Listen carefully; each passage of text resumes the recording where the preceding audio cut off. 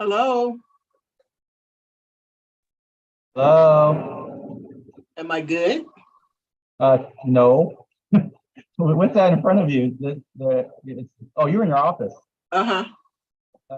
So I need to probably take the screen off. Yeah, that doesn't help. Can you Better? tilt your camera? Can you tilt your camera down a little bit, if possible? Like that? Lot more if you can. Oh my God, no. That's how it's gonna be. Let's see.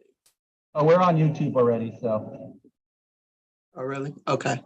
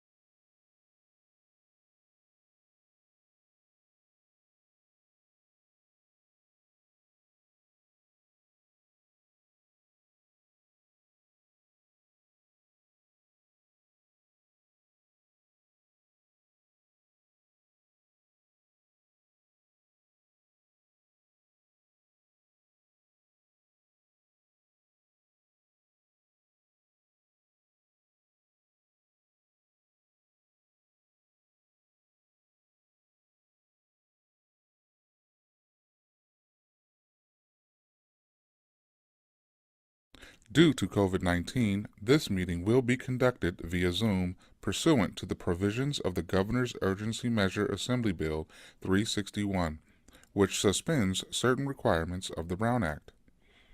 The mayor will call upon council members, staff, and other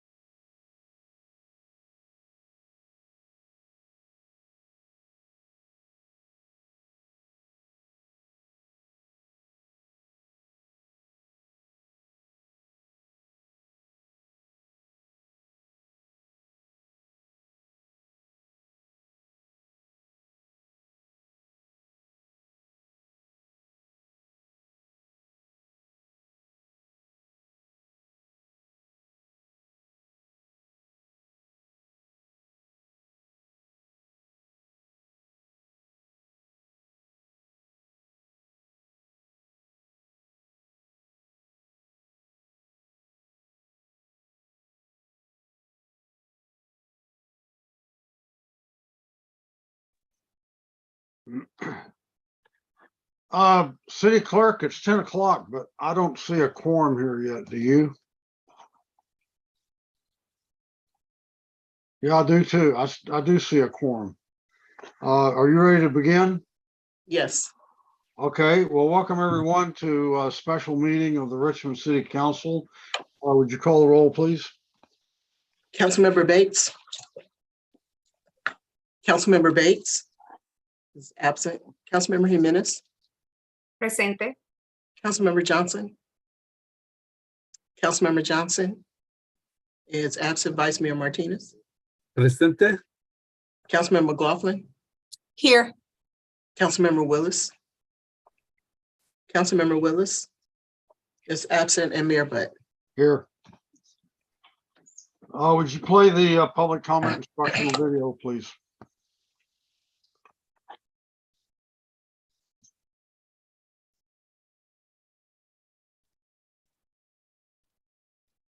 Due to COVID-19, this meeting will be conducted via Zoom pursuant to the provisions of the Governor's Urgency Measure Assembly Bill 361, which suspends certain requirements of the Brown Act.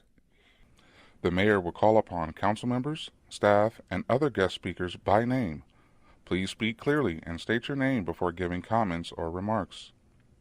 Council members, staff, and guest speakers participating via Zoom with their cameras enabled are reminded that their activities are visible to viewers. Community members participating via Zoom wishing to speak should use the raised hand feature or dial *9 if participating via phone, and the mayor or city clerk will call upon them at the appropriate time. Community members will have up to 2 minutes to speak, 3 minutes for public hearings. After the speaker's time expires, staff will lower their hand and mute their mic.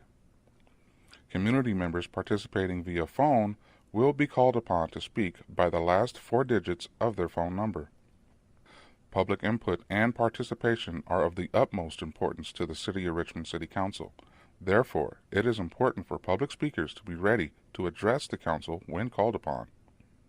Public speakers are requested to state their names and city of residence, but providing such information is voluntary. Written public comments received before and during the meeting in accordance with the COVID-19 public comment guidelines printed on the meeting agenda will be entered into the record and published at the clerk's office webpage. If authors of written correspondence would also like to speak on the item, they should raise their hand when prompted by the mayor, and the city clerk will call upon them at the appropriate time. A roll call vote will be taken for all action items. The meeting can be seen on KCRT's TV channel and is being streamed on Zoom, YouTube, and KCRT.com. Thank you for participating in a meeting of the City of Richmond City Council. Debido a COVID-19, esta reunión se llevará a cabo a través de Zoom en conformidad con las provisiones de la medida de urgencia del gobernador de la Ley de la Asamblea 361, que suspende ciertos requisitos de la Ley Brown. El alcalde llamará a los concejales, a los empleados de la ciudad y a otros invitados a hablar por nombre. Por favor, hable claramente y diga su nombre antes de dar su comentario.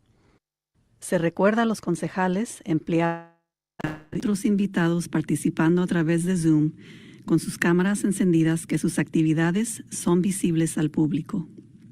Miembros de la comunidad participando a través de Zoom que deseen hablar deberían de usar la función levantar la mano, en inglés raise hand, o marcar *9 si están participando por teléfono. El alcalde y la secretaria municipal llamarán a los oradores en el momento apropiado. Miembros de la comunidad tendrán hasta 2 minutos para hablar y 3 minutos para temas de audiencias públicas.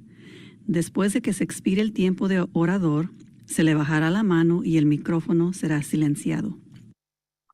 Miembros de la comunidad participando por teléfono serán llamados para su turno usando los últimos 4 dígitos de su número de teléfono. Los comentarios y la participación del público son de suma importancia para el Consejo Municipal. Por lo tanto, es importante que los oradores públicos estén listos para dar sus comentarios al Consejo Municipal cuando sean llamados. Se pide que los oradores públicos indiquen sus nombres y ciudad de residencia. pero proveer dicha información es voluntario. Comentarios escritos recibidos antes y durante la reunión, de acuerdo con las reglas designadas para comentario público durante el COVID-19, imprimidos en la agenda de la reunión, serán ingresados en el registro y se publicarán en la página web de la Secretaría Municipal. Si los autores de la correspondencia escrita también desean hablar sobre el tema, deberían levantar la mano cuando sea pedido por el alcalde, y la Secretaría Municipal los llamará en el momento apropiado. Se realizará una votación nominal para todos los puntos de acción. La reunión se podrá ver en el canal de televisión de KCRT y también se transmitirá en Zoom, YouTube y kcrt.com. Gracias por participar en una reunión de Consejo Municipal de la ciudad de Richmond.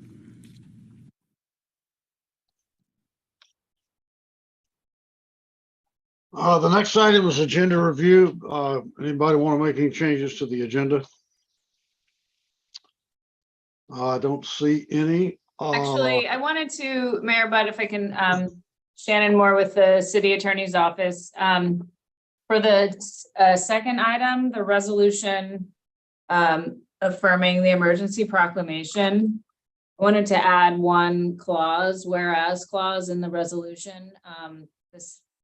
This took place about 10 minutes ago, so I wanted to just read it into the record and then. Why don't you wait till that item comes up? Okay, sure, no problem. Yeah, because it's not on the consent calendar, so. Okay. I don't see any other agenda changes. Next item is public comment, and this is limited to only the two items that are on the agenda today. Madam Clerk, do you have any public speakers? We do not have anyone that has asked to address the council. Okay, well, that brings us to the consent calendar. Would you read that? Well, actually, if it's a consent calendar, you don't read it, but do we have a motion on the consent calendar? I move the item. I'll second. Okay, motion by Menace, second by McLaughlin. Call the roll, please. Is Councilmember Bates here? Okay, Councilmember Bates is absent. Councilmember Jimenez, Yes. Councilmember Johnson. Councilmember Johnson is absent. Councilmember McLaughlin, Yes. Councilmember Willis. Councilmember Willis is absent. Vice Mayor Martinez. You're muted. Yes. And Mayor Butt. I'll abstain. Okay, so the motion does not pass. Okay, We next need item. 4 votes for the item. And the Next item is item H, new business. Would you approve the city manager's proclamation of a local emergency due to flooding in Richmond and large landslide on a hillside in Seaview Drive? Would you read the rest of that, please, Madam Clerk? Yes, item H1 is to adopt a resolution ratifying the proclamation of a local emergency in the city of Richmond issued by the city manager, director of emergency services on January 3rd, 2023, due to heavy rains, flooding, and a large landslide on a hillside on Seaview Drive that forced the evacuation of residents in the impacted area. Shannon, why don't you read your addition into that, and then we'll have a staff report. Sure. So I'm adding in the resolution ratifying the proclamation that's before you this morning. There's a fifth whereas clause, and it reads as follows. Whereas the city council also finds that the costs related to responding to storm-related activities is beyond the city's current financial capability. That's it. Okay, you want to move into staff report on this?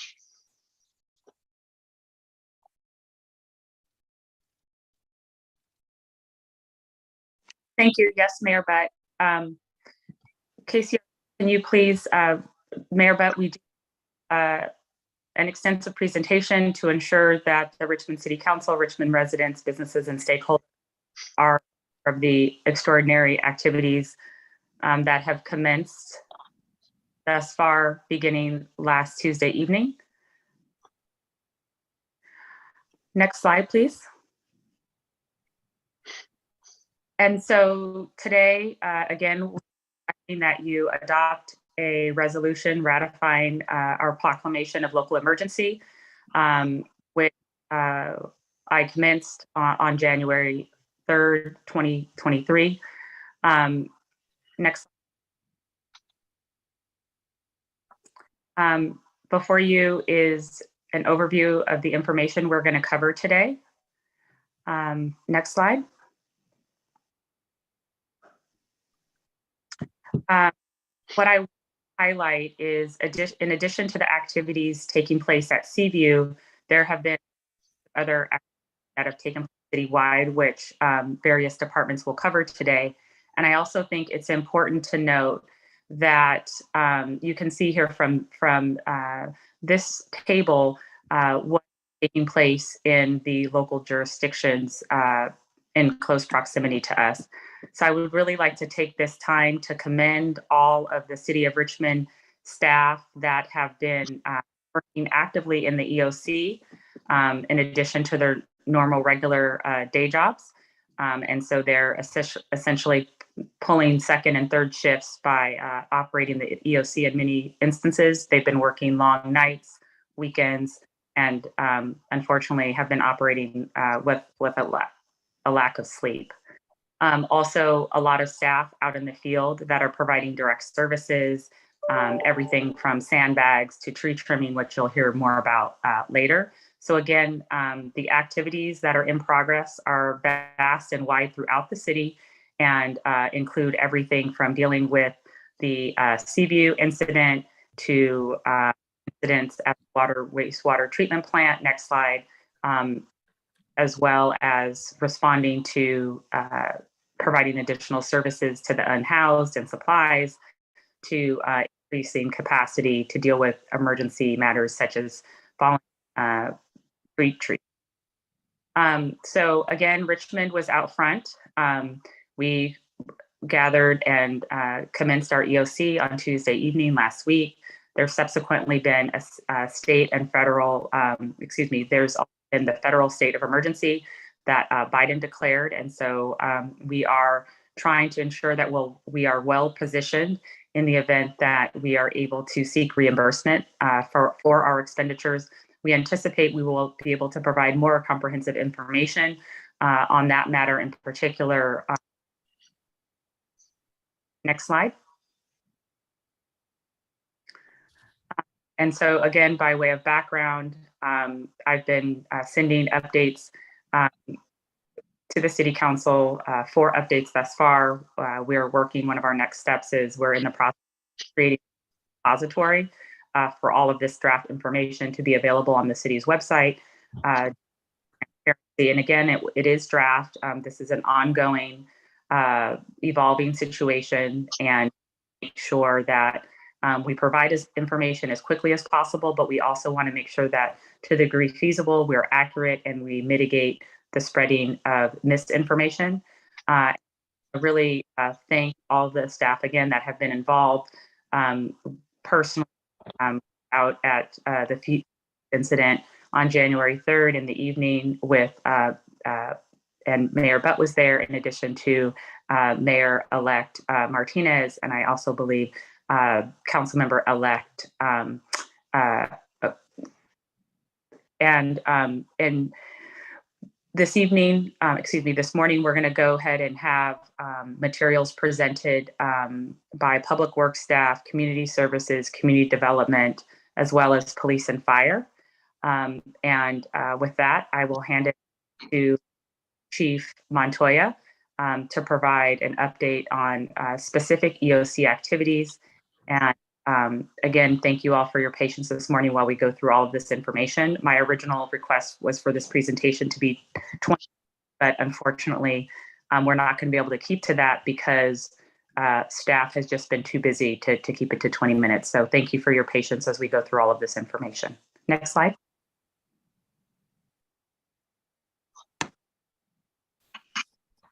Okay, you're looking at right now, good morning, City Council and Mayor. You're looking at the current EOC activation organizational chart.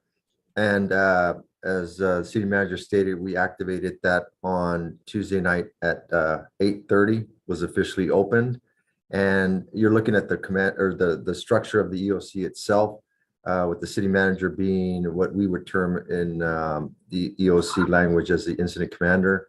And she is the director of the city manager is director of the incident, with, of course, myself and Chief French as her backups there. And then you'll notice we go down into the coordinator, legal officer, safety officer, public information officer. Then we go down into the different sections. And EOC has the flexibility of being set up as the emergency dictates. In this case, we have, for us, the minimum staffing that would be needed to support the potential landslide and also any storm-related incidents. So you have the operations section, the planning section, logistics, finance, and the PIO. So this is all part of our organizational chart and our structure for the EOC. Next slide, please. And if you have any questions at any time, please let me know and I will answer them. If not, I'm just going to keep on going with this slide program or this PowerPoint. Right here, you'll just see some of the interaction that has been conducted at our briefings. We initially started our EOC on 12-hour operational periods in person, and that was on Tuesday through Wednesday. On Wednesday, into Thursday, we went into more of a duty type of EOC operation, and that was for the night starting on Wednesday night into current, and then we went virtual this weekend starting on Saturday, current to present. We are at a virtual EOC operation. Next slide, please. And these are just some of the overview of the incident. On Tuesday, January 3rd, that's when we got the original call to through RCC of the incident, the potential landslide. At 8:30, we activated the EOC, and we did that with 8 command staff members and 13 general staff personnel. To a total of 30 city staff are filling these roles of different functions within the EOC. And these are 24-hour periods. Like I said, right now we're operating virtually. We had a briefing this morning at 9, as we have been since this was activated, and we will continue to have those briefings at 9 o'clock. And we ask for information that's given to us by 3 o'clock that same day, so that we can put the plan together for the following day or the following operational periods. At night, we go down to a duty officer, which is our deputy fire chief along with the PD, to monitor what's going on. And at any time, we could do one or two things. We go virtually again at whatever time that is, or if it's an emergency that's going to require more of direct contact with personnel staffing the EOC, we would do that in person. But that determination is made at that time based on our intel that's given to us. The departments that are assisting, of course, are the Richmond Police Department, everybody really. And that is the message that we have for everyone, is the evacuation process and currently maintains lookouts, communications, escape routes, and safety zones, and personnel working in hazardous areas. That's pretty much our safety message for each day, and that's dynamic, that changes according to the activity. And the EOC staff is also monitoring other storm-related incidents in collaboration with also the standing EOCs that are set up in the surrounding areas in jurisdictions. Next slide, please. I'll at this time turn it over to Chief Simmons, who's going to cover the police department activities. If there's not any questions for me, we could do that right now. Okay. Chief Simmons, please. Good morning, Mayor and City Council. I'm going to be presenting to you on behalf of Chief French, who's out of town at required training. The police department has been staffing the EOC with a command staff member since the EOC was stood up last Tuesday, and we maintain a command staff member within the EOC 24 hours a day within the 12-hour deployment periods like the fire chief just mentioned. Primary objective for the police department within the context of the EOC in terms of boots on the ground is to provide security services to the evacuated zone. So once the EOC was stood up last Tuesday, we immediately began to deploy officers to the area to work in conjunction with the fire department to conduct necessary evacuations of the affected houses. So once it became strongly recommended by geologists and subject matter experts to evacuate the area, we began to notify residents of the pending threat and the need to gather their belongings and evacuate. Simultaneous to that, the police department began to procure temporary housing for the evacuated residents, utilizing an existing letter of agreement that we had with a hotel for other services, and the hotel agreed to honor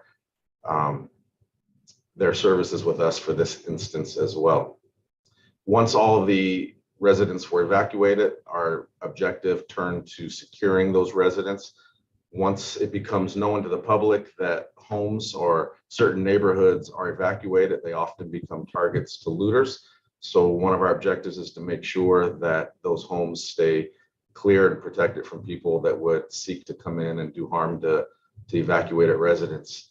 Another objective for the police department in this instance is to ensure all vehicle traffic and pedestrian traffic is closed off to the area so that we could avoid any threat to life should there be a catastrophic incident with that hill or any other issue going on in that area. And then the third primary objective the police department has in this instance is to keep an eye on the affected area, since we are the only ones in that area 24 hours a day through the night in particular. So should there be some movement with the affected area, the officers on scene would be reporting back to the EOC in real time what has occurred so that we can enact our contingency plans. On Friday, January 7th, the police department expanded a current contract we had with Allied Universal Security to augment the security services out to the affected area on Seaview. What that did is it allowed us to scale back the number of swarm personnel that were required to secure that area. We were able to cut that back from 4 officers down to 2, which relieved the strain we had in our current workforce and also allowed us to exercise some fiscal responsibilities, since the AUS contract is cheaper to utilize them than it is to utilize sworn personnel. We continue to secure the area and we continue to report information back to the EOC. And that concludes my presentation. If there's any questions, I can take them now. Otherwise, I'll hand it back to you, Chief Montoya.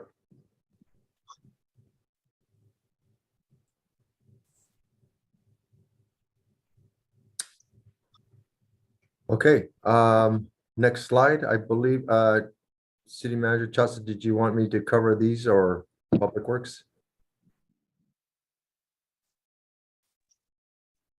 Go ahead, Chief. Okay, so the road closures only, what you see there, portions of Seaview Drive and also Seacliff Way are closed, and Seacliff Drive remains open through traffic. So these are the different areas, as you can see there on both the 2 pictures there and also the aerial map showing those areas. Next slide, please. And overview of EOC activities, Public Works. I'll let Daniel, I believe, carry that on. Daniel Chavarria. Thank you, Chief. Good morning, Mayor Bott, City Council members. As you know, all the events, there's some piece of information that you may not be aware of. Everything started with a resident who sent an email in the afternoon of January 3rd to the East Bay Regional Park District staff, and with pictures, some of them showing in this slide, of what he called a developing slump or possible landslide. And luckily, he copied Mayor Butt because Mayor Butt immediately forwarded that email to Richmond City Manager, Chief of Police, and the Public Works Director. So with all honesty, without that email, we wouldn't be able to be here today. Since that moment, the city staff and city engineering consultant evaluated the situation and started the coordination to activate EOC and evacuate residents. The next slide's Mr. Robert Stevens, who's the president of CSWST2, is our consultant, one of the consultants that have been working with us during all this process. So I'm going to pass it to Robert. Next slide, please. Thank you, Daniel. As Daniel mentioned, my name is Robert Stevens. I am with CSW. We're based in Richmond. Mayor and council members, I'd like to brief you on some of the specifics of the landslide. As you can see here in red, this is the location of the approximate landslide area. It is in Point Richmond along Seacliff Drive. It is just below Zulu Point, which is a area in the East Bay Regional Park District property. It's an overlook. You can see Seaview Drive and Seacliff Way. In the yellow box, you can see the homes that have been evacuated. Next slide, please. So as Daniel mentioned, the resident that noticed the formation of the scarp, the photographs in the right there, that is at the very top of the hill, at the ridge line, at the very top of the landslide. You can see the area on the left of the photograph. That is where the soil is moving away from the hillside. And the image on the left of your screen with the red and blue lines, that is the approximate landslide area. A point to make is the blue line is the fresh scarp crack. That's where the landslide has moved as of last week. Red is the approximate limits of where we believe there is a historic landslide that has been moving for potentially several years. You can see the photograph in the bottom is there's a series of concrete ditches that are along the slope.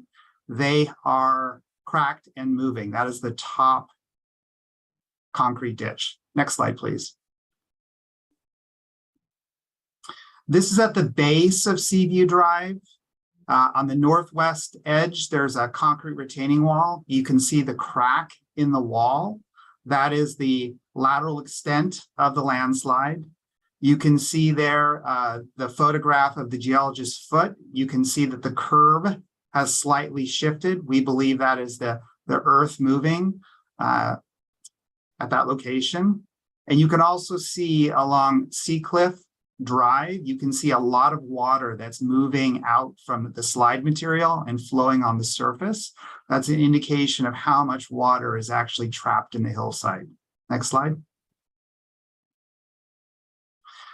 Okay, so just to brief everybody, the event, as Daniel and Shasa and the police chief mentioned, began on Tuesday, January 3rd. The evacuation began about 11 p.m. On Wednesday at 8 a.m., the city was able to mobilize a local contractor to the site to begin tarping and doing some stabilization effort to abate the landslide. East Bay Mud and Veolia inspected their utilities. East Bay Mud did turn off fire hydrants on Seaview Drive to ensure that there wouldn't be additional damage due to a water line break. As Daniel mentioned, the city's on-call contractor, Cal Engineering Geology, a geologist, responded at about 10 a.m. to actually complete the field inspection and assess. The city's contractor attempted to install tarping and sandbags on the hillside on the afternoon of Wednesday, but the winds were extremely strong and we just couldn't get them down. So the contractor decided to mobilize the material at the top of the hill because weather on Thursday was predicted to be not as extreme and the tarping could be put down. The evening of Wednesday, January the 4th, the Homeowners Association stated that they would stabilize their site on their own and they didn't require the city's contractor to complete that work. Thursday morning, the city's contractor turned over all of the materials they had staged on site to the Homeowners Association. and that contractor demobilized from the site. That day, Thursday, all the way through the weekend, the homeowner's contractor has been actively working to complete an initial stabilization effort on the slide. Next slide, please. So just to note, there are several properties that are potentially impacted by the slide or adjacent to the slide. The Seacliff Homeowners Association, that's where they actually own the hillside where the predominant slide is located. A portion of the slide may be located on the East Bay Regional Park District property, as well as on Richmond Cove LLC. We're also noting that Kinder Morgan's Holdings actually owns a piece of the hillside there. The city has notified all of these property owners of a potential landslide in the area. Next slide, please.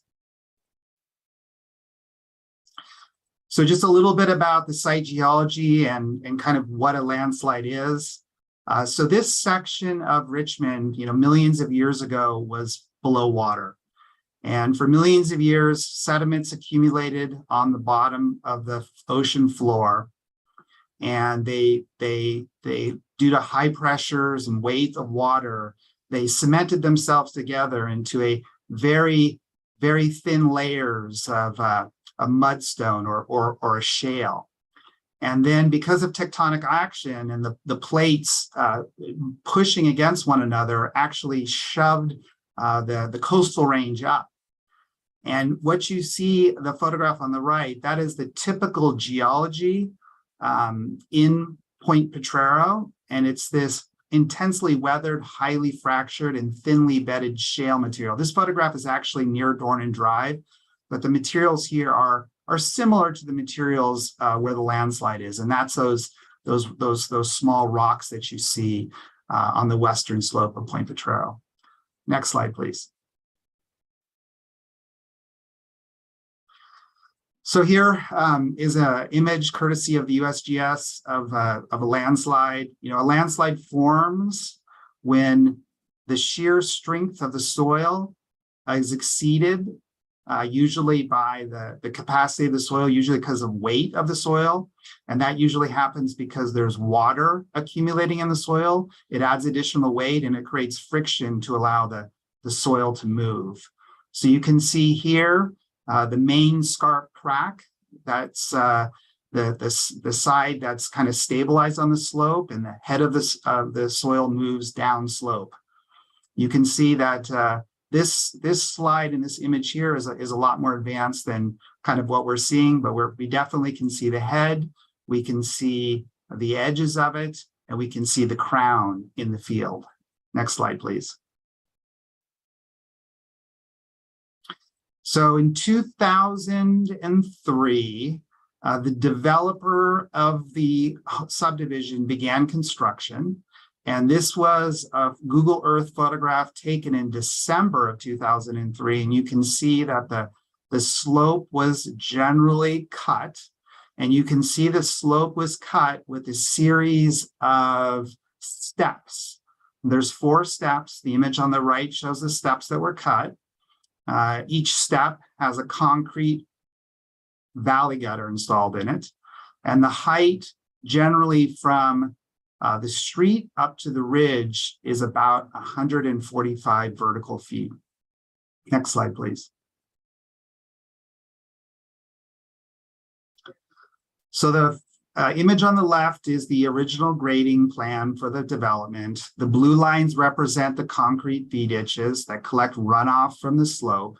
They collect that water and they drain it into a series of drain inlets, which are shown in the yellow. And there's a pipe that connects each one of the drain inlets down the hillside to a collection system on Seaview. The photograph in the top middle, that is the actual concrete ditch, and it's draining into one of the drain inlets. You can see that this is the one at the top of the hill, the concrete valley gutter. You can see it's displaced and damaged because of the slide activity. The picture on the top right is looking down on top of one of the drain inlets. And right there in the center of the photograph, there's a very large hole.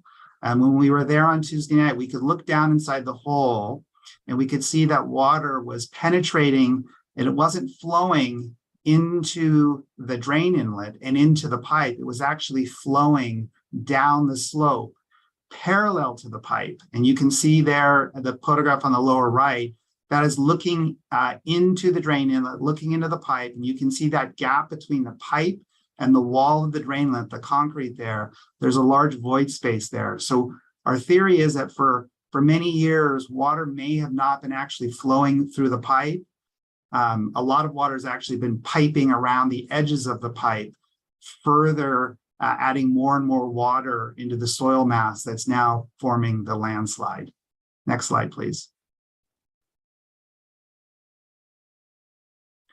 So we know folks have represented or have commented about the depression that's forming on Seacliff. This is looking easterly up Seacliff. The landslide is the top left there where the police car is.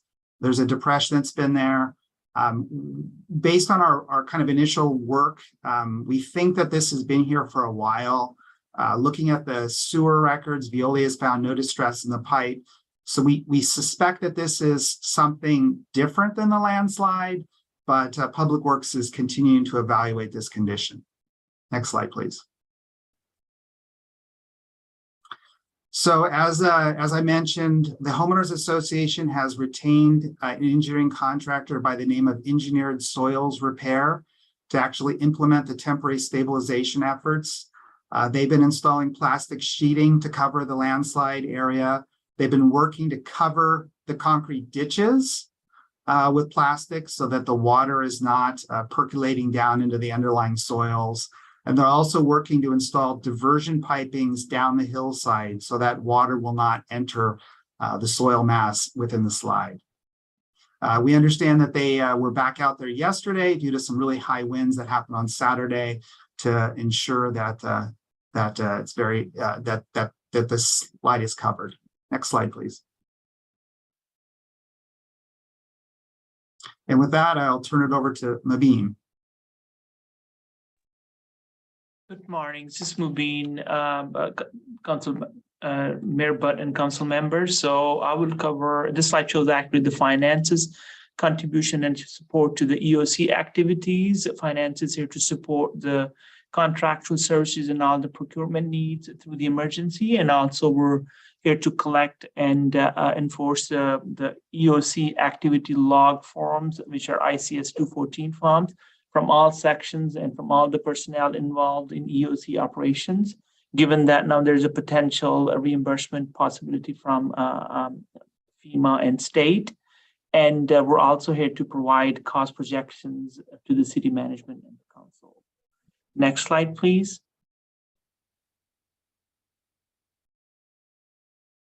So this is a draft estimate of the operating cost for the EOC, and it also includes some of the costs that have been incurred so far.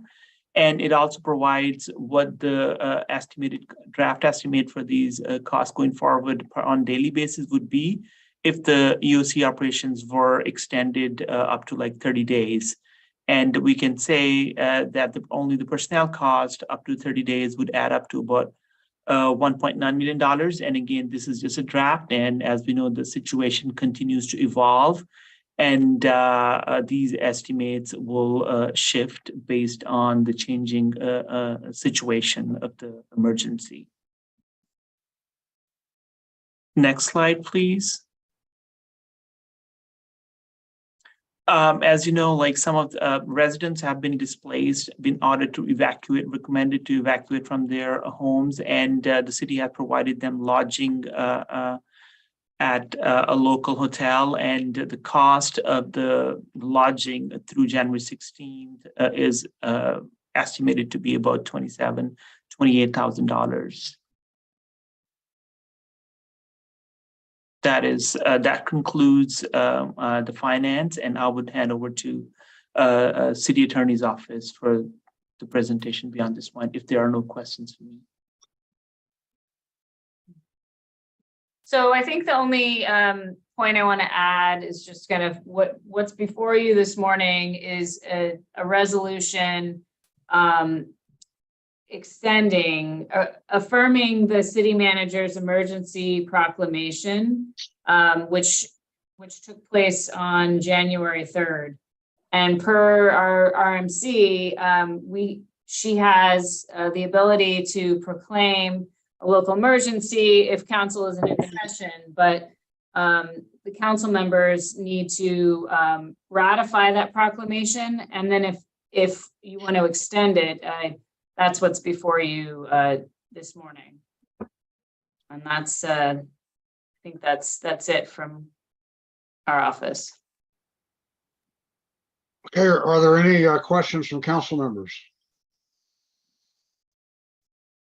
Mayor, but there's also been numerous inquiries regarding the additional storm activities at the wastewater treatment plant, Fairview Drive and Caltrans, fallen trees, deterioration of roads, and unsheltered, unhoused activities. So if you would be so kind to let us move to the next slide. We do have additional information. Go ahead. Thank you for your patience. Next slide, please. So we're going to talk about some other storm-related incidents in the city. Next slide, please. So the wastewater treatment plant, we had different rocks, boulders falling to the plant.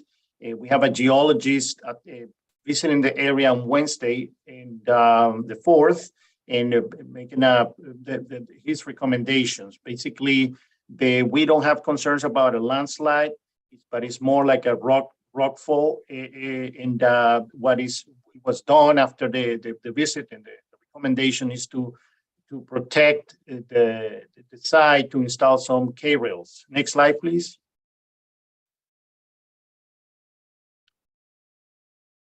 This is, these are the K-rails that were installed. You can see the boulders, the size of the boulders there, and how they hit the fence. Locally, that's the only damage that the plant received. But all these K-rails were installed in the areas that are susceptible to this rockfall. Next slide, please.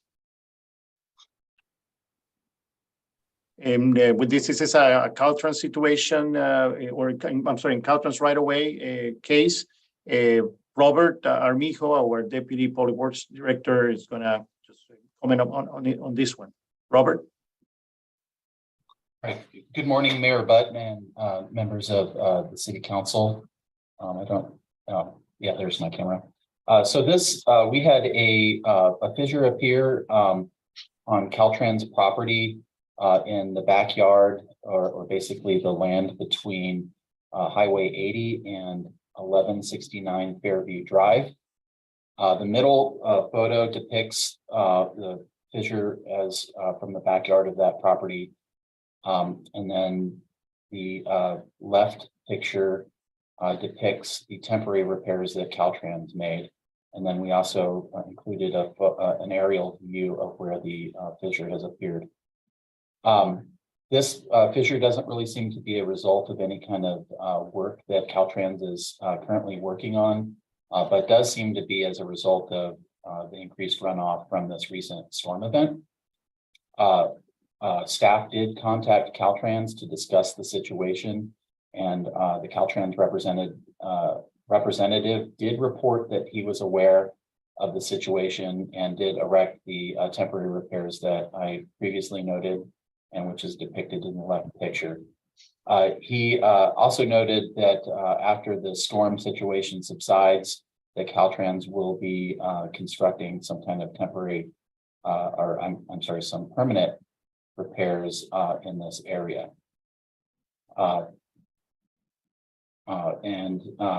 We had this communication on January 5th of this year. And that's all I have on this particular report. Thank you.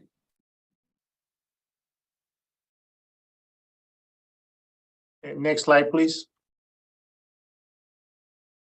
So with all these events, the city or public works staff have given away more than 4,000 sandbags to our residents. and over 400 of those delivered to senior disabled citizens. We also are monitoring how this is going to, in the next few months, we'll be monitoring how these storm events are going to affect our roadways who currently are in a pavement condition index, overall pavement condition index, or PCI of 58, which is in the low end of the range that we would like to see it.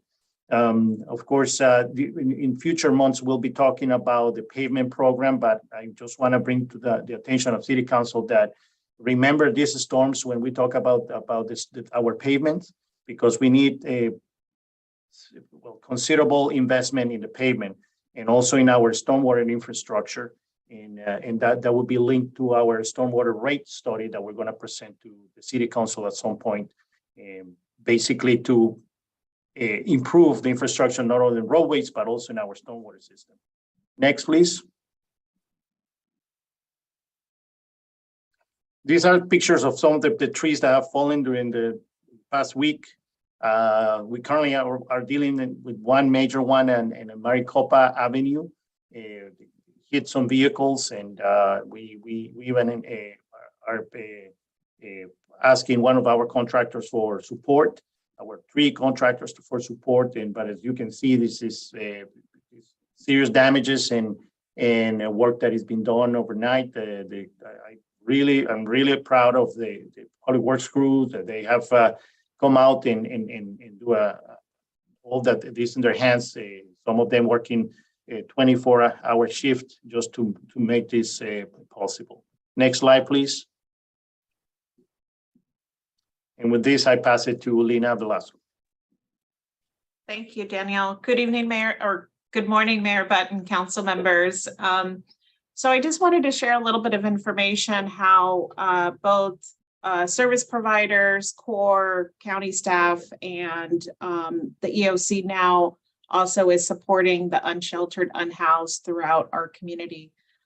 So as you know, we're already in the winter season and the rains have been going on earlier since December. And so in advance of this work, CORE was already distributing materials that would help the unsheltered that chose to stay outdoors or rather than come into shelters with different options. And so first, the CORE outreach team is typically on during the week, but over these last couple of weeks, they've been expanding into weekend activities and trying to do referrals as they come in, as well as outreach on the streets. We also have drop-in centers, GRIP, the Greater Richmond Interfaith Program, located on 22nd Street, is also available as a warming center. Meaning folks can come in, get a warm meal, get a hot shower, get some additional clothing if needed throughout the daytime hours. And then in the evening, they do have some overnight stays. We do have shelter resources in Richmond. There are both Brookside as well as GRIP. And then also the Bay Area Rescue Mission is located in the city. And so if anyone is in need or sees somebody out on the street that may be looking for shelter, please call 211 and they can be connected and referred to these resources. Next slide, please. Some of the things that the EOC is currently doing is we're in the process of supplementing resources that are being provided by the county through its CORE, as well as other nonprofits throughout our community who are also looking at providing supplies to the unhoused. So we are currently looking at procuring tarps, Mylar blankets, gloves, hand warmers, socks, and beanies. We're coordinating with our service providers, including SOS, Way to Love, and HCEB, so that they can support us in deploying any kits. Even those that are in vehicles sometimes are not weathered proof, and so we're able to provide tarps and other items that will help them stay warm. We are accepting donations of tarps and gloves and other products, and we're asking the public if they have any donations to bring those to City Hall, located at 450 Civic Center Plaza, to the Richmond Room. And we just thank the public for any support that can be provided. We're also assessing city facilities that could be used should our shelter capacity be exceeded based on need. We're working on looking at city facilities that could be used as an emergency shelter location that we would partner up with the Red Cross to support. So yesterday we were informed by the state that the Red Cross is on standby to support local communities.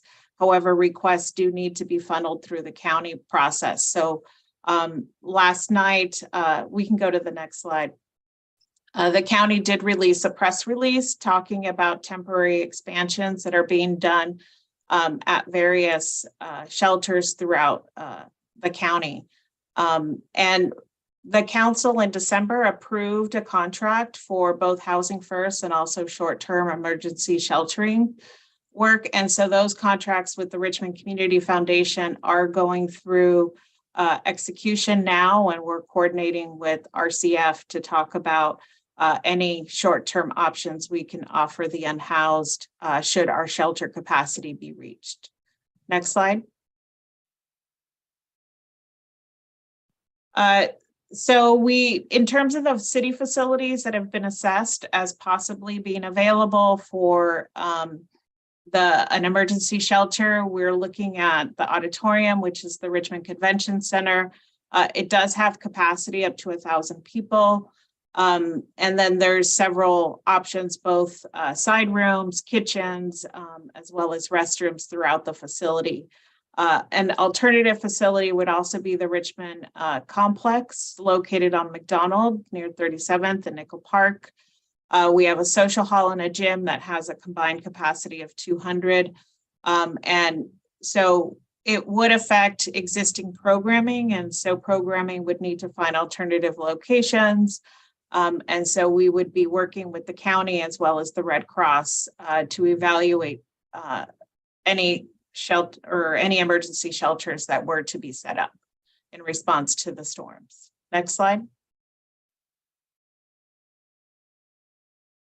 And as I noted too last night, the Contra Costa Health Services provided a public release last night, just noting that core homeless outreach is available.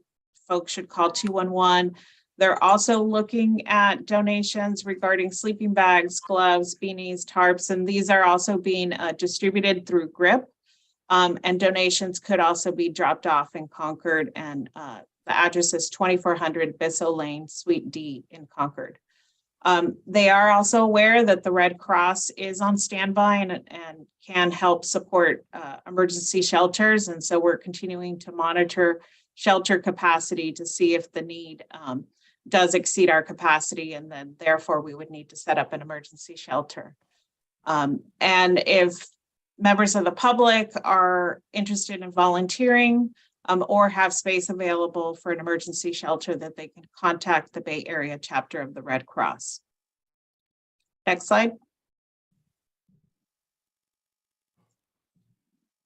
And this is just the information that was in the press release provided yesterday that talks about the expanded capacity that was added in response to the storms. So specifically, GRIP added capacity for an additional 20 adults and 3 families. And the Bay Area Rescue Mission also has beds available for both men and in the women and children's shelter. So those are the local, and certainly if folks in Richmond need referrals, they could be provided referrals to any of the countywide shelters. Next slide. So I will pass it back to Shasa or the chief.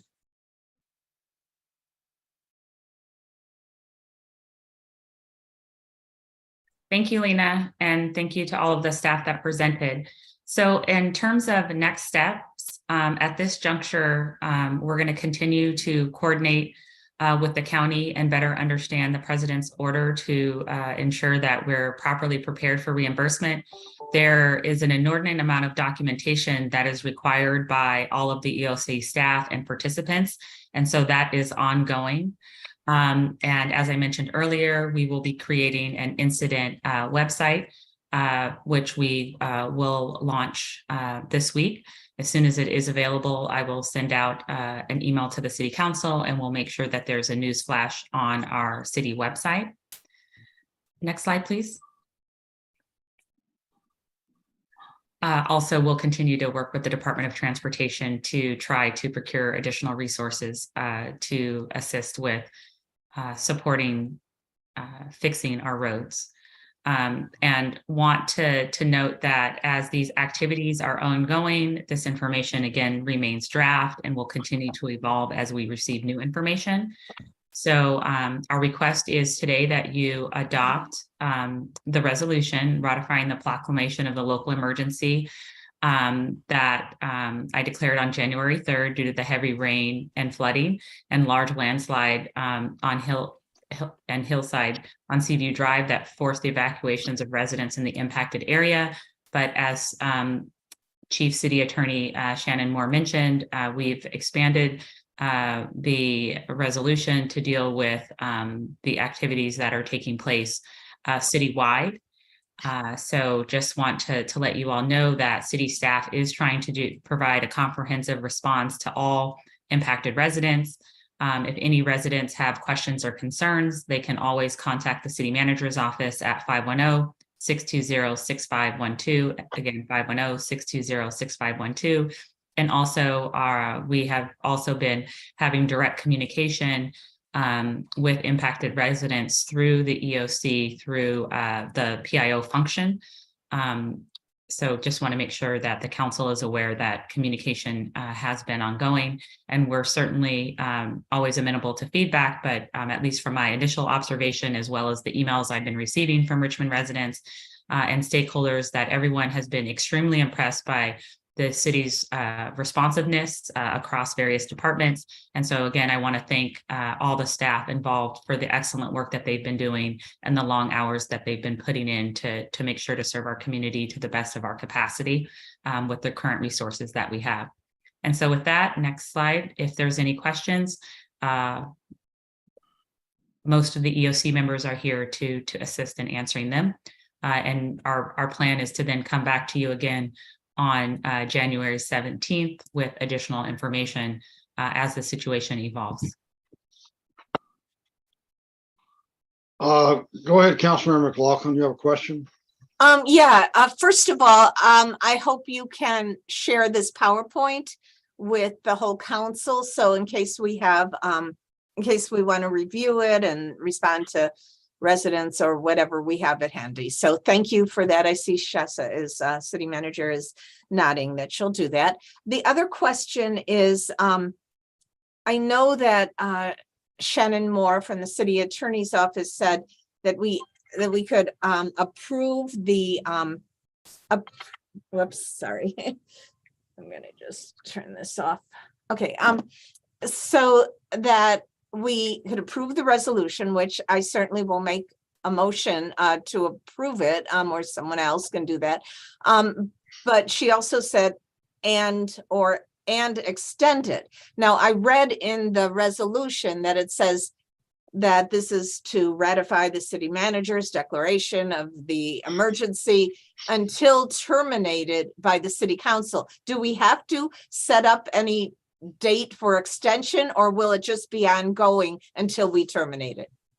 Shannon and I have conferred, Ms. Moore and I, and our recommendation at this juncture is for the council to respectfully, we're requesting that you leave it open because this is an ongoing, evolving situation. And so we unfortunately do not have enough information at this juncture to provide a clear recommendation with the information we have for you to make an informed policy decision. As far as an ending date, but that will be in the future, we'll determine that. Okay, yes. Thank you. That clarifies all of it for me. Thank you. Thank you. Vice Mayor, go ahead. Yes. I heard about the timeline. You said that to provide services for the houseless community, it has to go through the county. Can you tell me what sort of timeline that what kind of time extension having to go through the county will create? If I can, I'm looking to see if Assistant Chief Osario is on. He has been participating in a number of the statewide calls as well as regional calls. And so he's had a great deal of interaction in terms of like the protocols that are required for OES. So I don't know. I see him there. Chief Rosario, can you jump in? And Yes. if not, okay, thank you so much. And then after that, Ms. Velasco, if you and Rajana or LaShonda want to add, that would be great. So that note there, Councilmember Martinez, is that if we were to request Red Cross to stand up and staff a shelter in Richmond, because they have activated in a statewide model now because of the demand across the state, they have a 1 point of contact of authorization, like a command center, if you will, for Red Cross.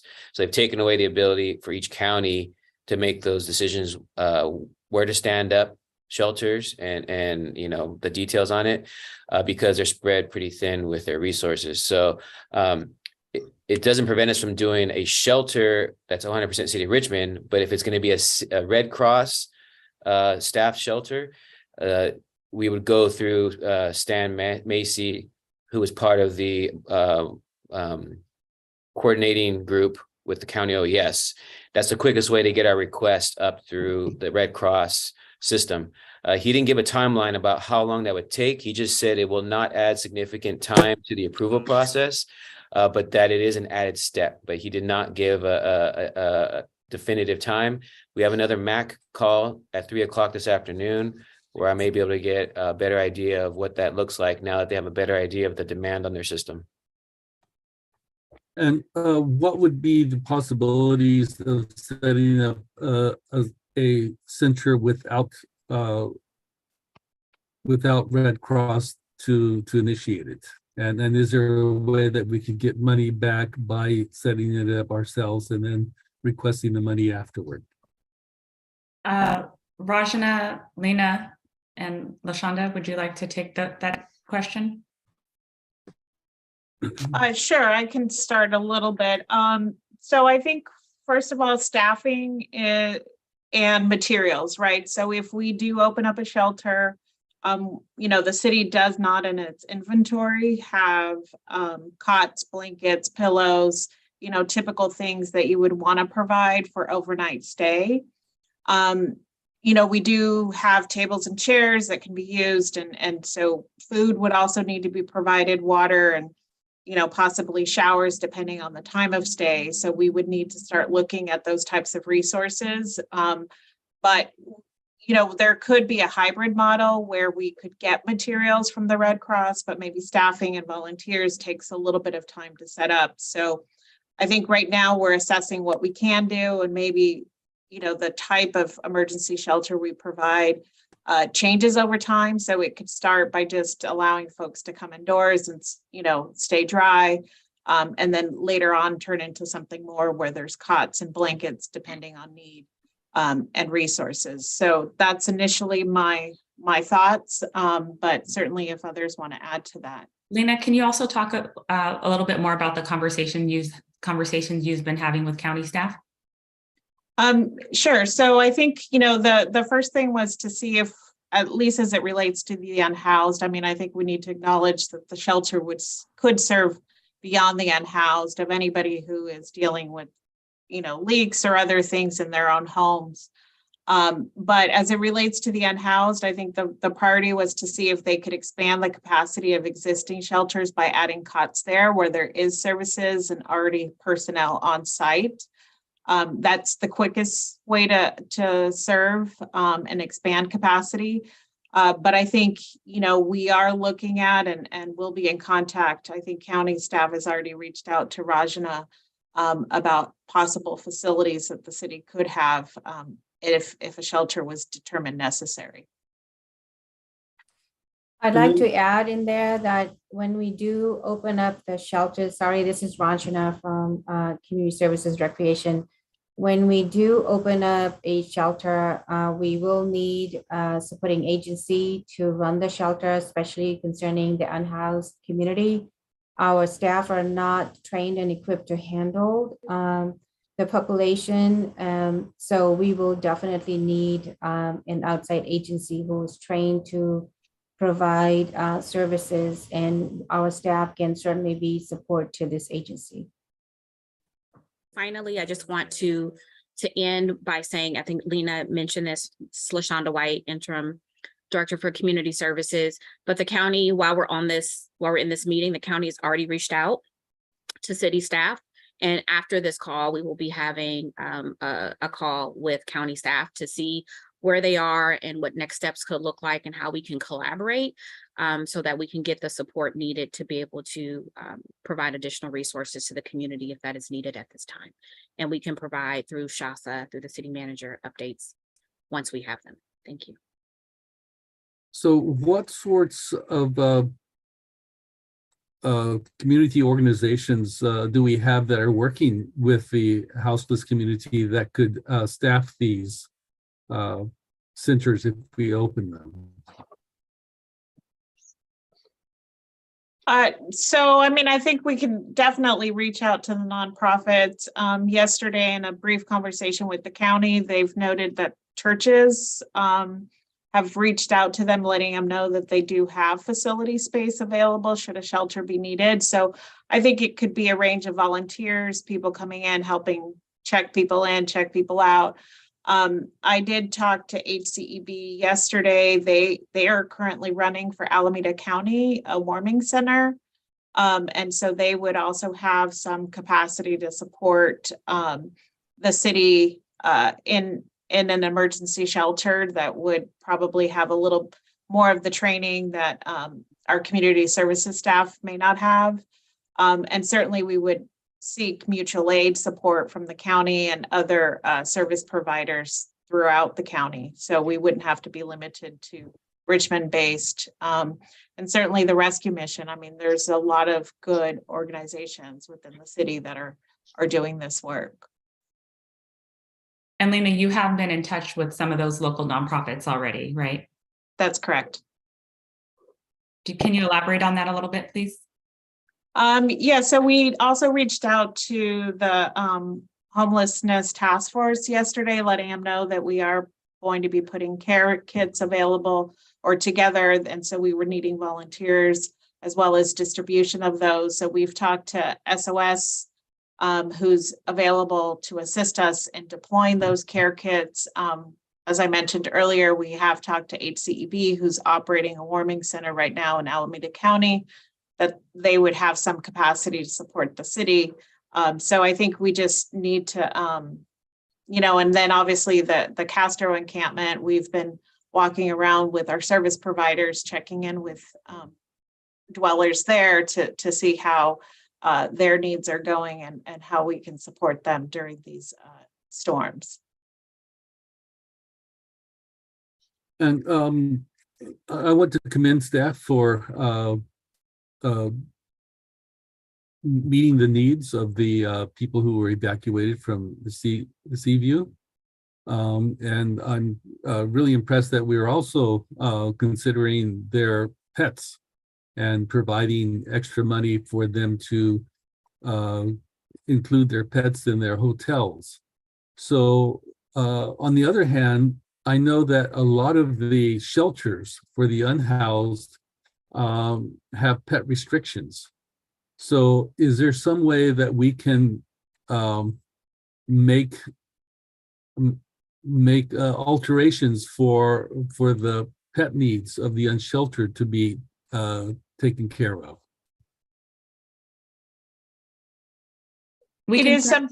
Sorry. I was going to say, we can certainly bring that up in the call that's going to ensue after this meeting with county staff to make that request in terms of as we work to identify additional space and resources that we incorporate that. I think that's a really good point. And we can also incorporate that into the scope of work with RCF for providing the emergency resources. If unhoused residents do want to go to a hotel, we can ensure that we have as an option to include pets. Thank you. That's a great idea. And then one final thing.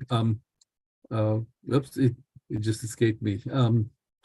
If it comes back, I'll raise my hand again. Councilmember Jimenez, go ahead.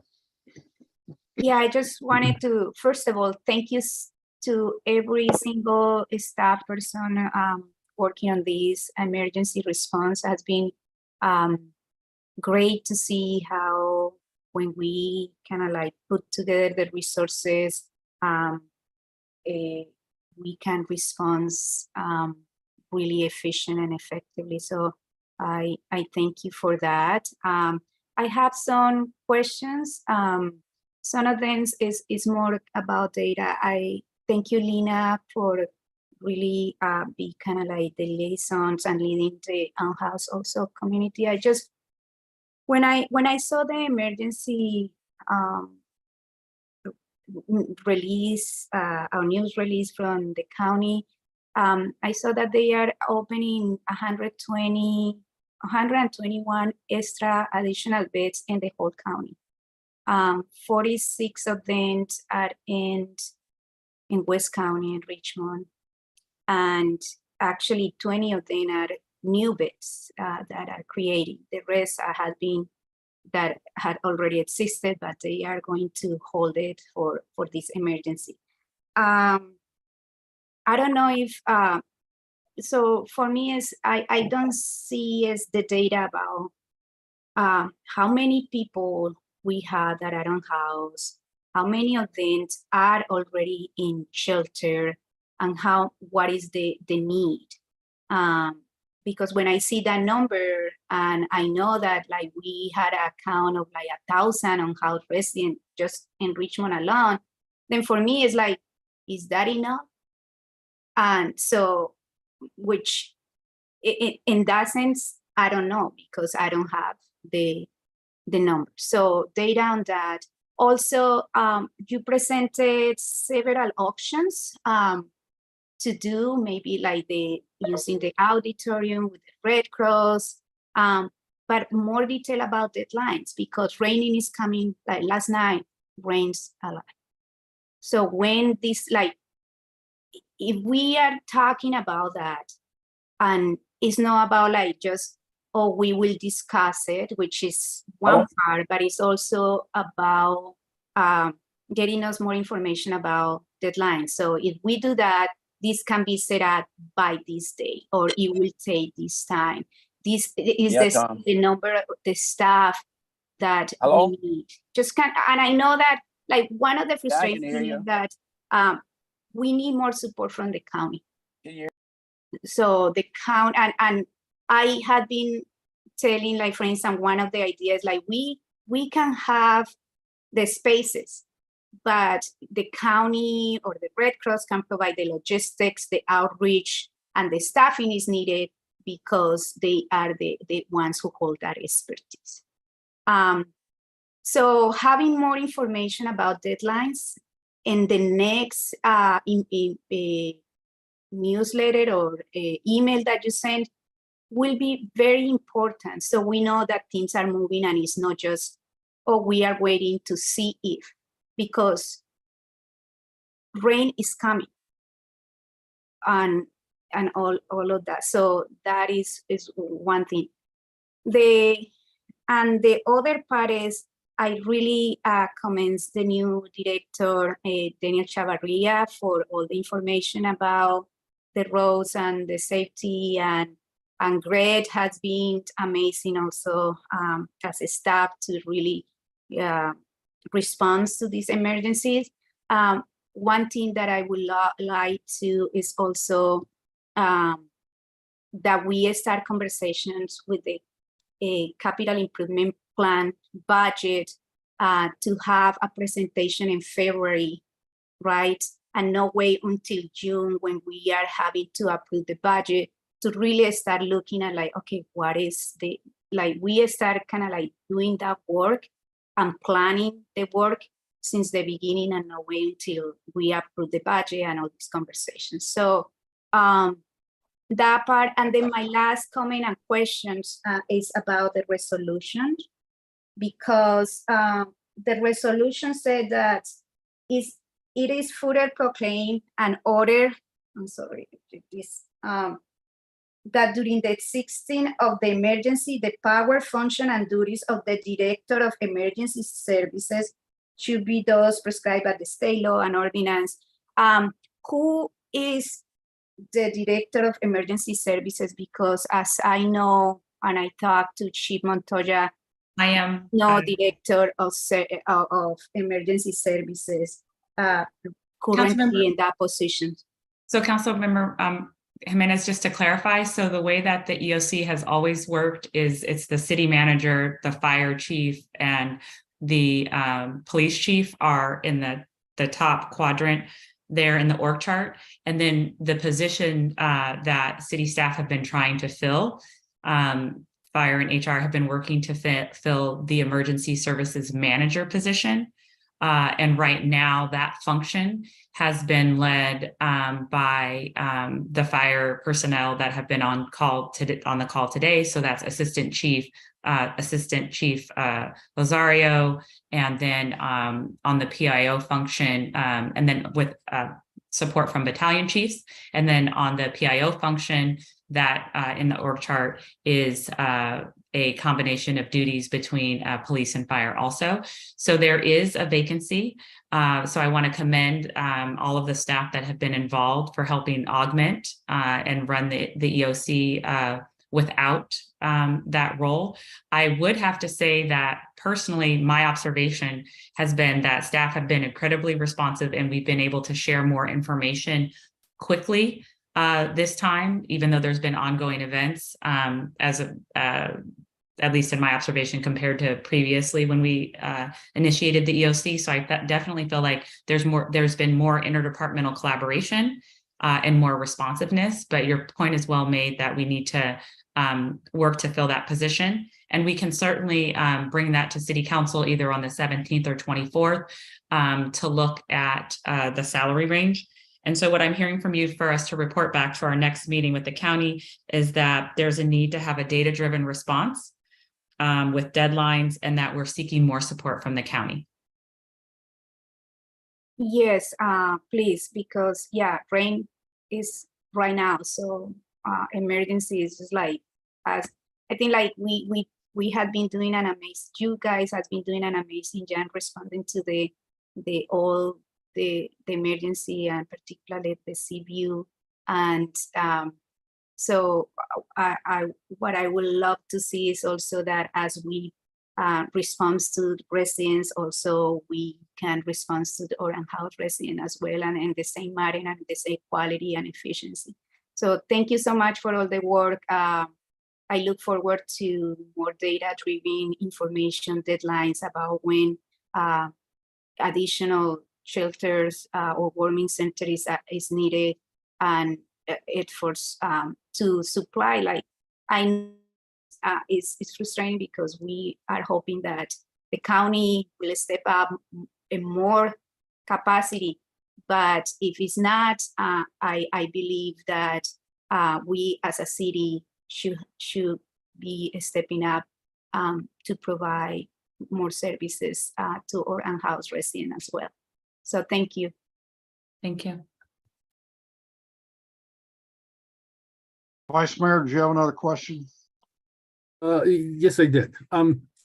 The people who are in hotels have the ability to come and go as they please, and they don't have to engage in rituals such as prayer that's required in particular shelters.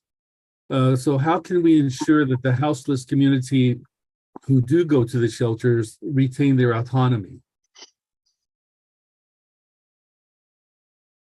That's a really good question, and we can pass that on to our to the county, to the homeless services staff, and ask that question.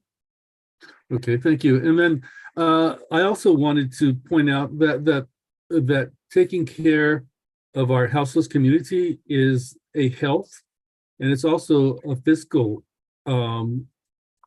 danger, because when people are out in the elements, they're more apt to become sick, to get pneumonia, to get colds. And when those people end up in the hospitals, that impacts our medical capabilities. So I think it's really fiscally important that we tend to their needs so that we don't have a situation that is compounded, especially since this is a COVID flu season.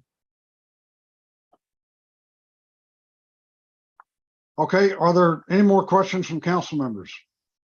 Do we have any public speakers on this item? We do not. Okay, I think we're ready for a vote. Is there a motion? I'll move the resolution. I second. Okay, motion by McLaughlin, second by Jimenez. Call the roll, please, Madam Clerk. Councilmember Bates. Councilmember Bates. Madam Clerk, respectfully, I think that Councilmember Bates is one of the may want to abstain due to the location of his Okay, residence. but I need him to let me know. Yeah, I know. I'm sorry. We didn't have I apologize. I didn't have a chance to confer with you in advance. We were finishing Okay. our point. All right, so he's absent right now. Okay, Councilmember Jimenez.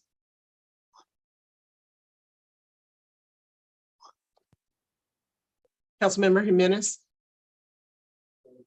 Looks like she's frozen. Okay, Councilmember Johnson is absent. Councilmember McLaughlin. Yes. Councilmember Willis is absent. Vice Mayor Martinez. Yes. Councilmember Jimenez, are you back? Yes. Okay. Could you hear me? I'm sorry, Yes. my internet is unstable right now. Oh, okay. And then Mayor Butt. Yes. Okay, the motion passes with Councilmember Bates, Johnson, and Willis absent. So the next item is adjournment. Mr. Mayor, Yes, go ahead. with regards to the first item that was being discussed, that we, as you noted, that motion did not pass. But I think some further discussion might be warranted as to what steps, what are the steps that can be taken. I think maybe some dialogue with the council on that would be valuable. Well, I don't know that that's on the agenda. Well, it's on, what's on the agenda is acting on the election certification. I know we took a vote and it didn't pass, so we're done with that. Well, you're not necessarily done because that subject would also include what are the next steps the council would want to take in order to get to a certification process. Well, you got any suggestions? Yes, if we can continue the discussion, I think there's some options. Well, go ahead.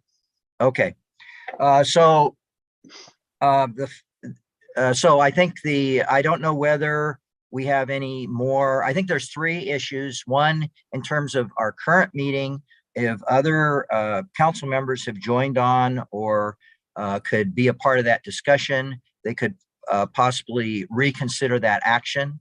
A second choice would be to potentially continue this meeting to later in the day when we might have fuller attendance on that. Or the third option is potentially to call a special meeting for tomorrow where we basically have the item come up again when we have a fuller group. So I think those are three things, and I would be happy to discuss with the council which of those alternatives the council would prefer.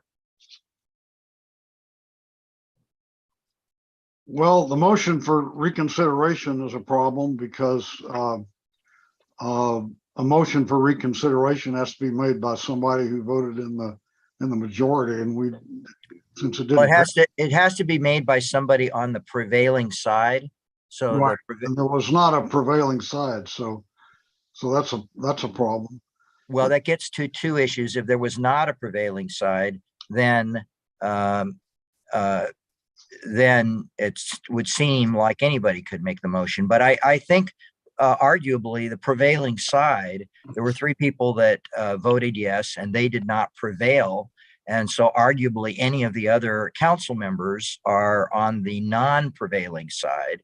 And the purpose of a motion of the reason for the restriction on the motion to reconsider is you don't want to waste the legislative body's time by having people who lost continue to bring matters up that the rest of the council doesn't want to talk about. So that's why there has to be somebody on the prevailing side. And I think in this instance, the people who didn't vote are on the negative side, and they are the prevailing side. So I think anybody who didn't vote yes is potentially on the prevailing side, and it would be consistent with the purposes of a motion to reconsider for them to reinitiate the discussion. You're not wasting the legislative body's time because you have people that were on the losing side of that motion who could bring it back. Well, okay, look, a couple of things. One is I disagree with you. The motion failed, so the prevailing side was the failure. But the bottom line is we don't have but 4 people here, and unless I change my vote, it's not going to change that. So maybe we ought to go on to the idea of having a special meeting tomorrow. Well, I don't know, Councilman Bates. I don't know if Councilman Bates did not vote on that matter. Well, he's not present right now. So okay. So it sounds to me like the only option is to try to have a special meeting tomorrow. Or to do it if you wanted to continue this meeting till later in the day when we had if anybody has a sense. That would take 4 votes, and I don't think they're there. So I'm not even sure there's 4 votes to have a special meeting tomorrow. Mr. Mayor, can I ask a question? Go ahead. Yeah, so Madam Clerk or City Attorney, could you explain to us what are the consequences of this vote to, like this item to not pass for the City of Richmond? Why we have the issue is that once you have an election, the results for the particular jurisdiction have to be certified by the legislative body that was the result of the election. So we had an election. The purpose of the certification was to make the determination that these were the results. The county can give you data and they can tell you what they think happened, but it's the council that the legislative body has to certify, and it has to do it by resolution. So by the mayor abstaining, he's denied the election results, like the Republicans are doing. So, okay. So if we have a special meeting, what are the constraints? Do we have because it seems that it's 24 hours. It seems that right now, according to the discussion that you are having with the mayor, the only option, and you correct me if I am wrong, is to call for a special meeting. So the other city council who hasn't been able to be here can attend the meeting and ratify the election results, and not being as the Republicans are doing, right? Or well, I think one possibility is for, I guess, reading between the lines, I think the mayor is saying he's not willing to continue this meeting. And so but to overrule the mayor, you need 4 votes. So if he were willing to agree to continue the meeting till later in the day, you have that's an option. If he's not willing to agree to continue the meeting, if you don't have 4 votes to overrule him, then that the remaining option is for the city clerk to either have the mayor or 4 council members agree to call another special meeting. And we need 24 hours notice of that special meeting.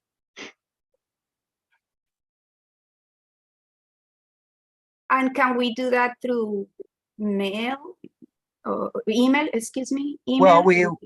we can do it in the manner, basically you have to get 4 council members to agree in writing to a date and time for that meeting. Okay. Okay. I think the bottom line is we're not gonna make any progress on this today. So it sounds to me like that the only way we're gonna get a special meeting is for 4 council members to get together and call it. So maybe we ought to adjourn this meeting and you guys can go to work on getting a special meeting lined up, okay?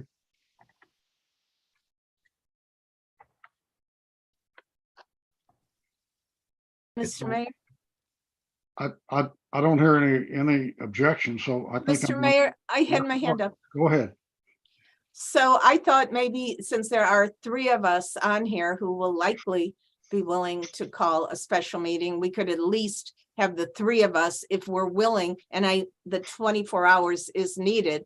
I know the clerk was suggesting a 3 o'clock special meeting. I did do a quick email to her tomorrow. So perhaps at least 3 of us, and then I realized you need 1 more to call a special meeting, and I think we can get that. But does it make sense for us 3 to kind of do a show of hands or something if we're willing to meet tomorrow at, say, I don't know if 3 o'clock works for everyone? I see that. So I guess my question is it, I'm talking more to my colleagues, Councilmember Jimenez and Vice Mayor, Mayor-elect Martinez, if 3 o'clock Yes. tomorrow would work for all of us. Yeah. Okay. So.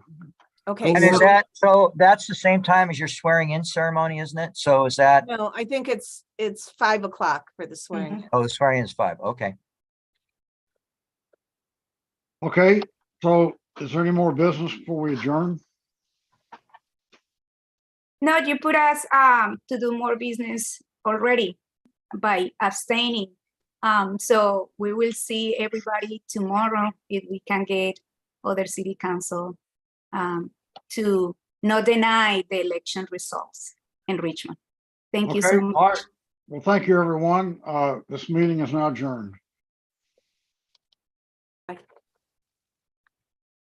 Thank you.